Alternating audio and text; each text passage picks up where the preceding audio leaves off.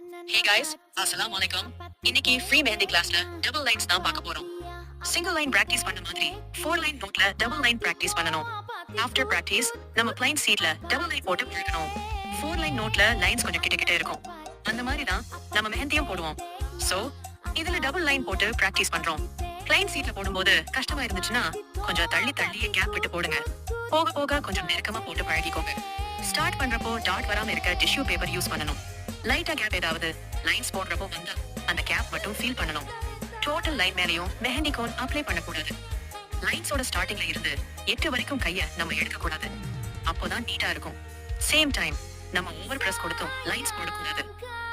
உங்களுக்கு double lines போடுறதுக்கு கஷ்டமா இருக்குன்னு சொன்னா ஃப்ரண்ட் லென்த் கம்மியா போட்டு பிராக்டிஸ் பண்ணிட்டு அதுக்கப்புறம் அதை விட கொஞ்சம் லென்த்தா போடுங்க. அதுக்கப்புறம் அதை விட லென்த்தா போடுங்க.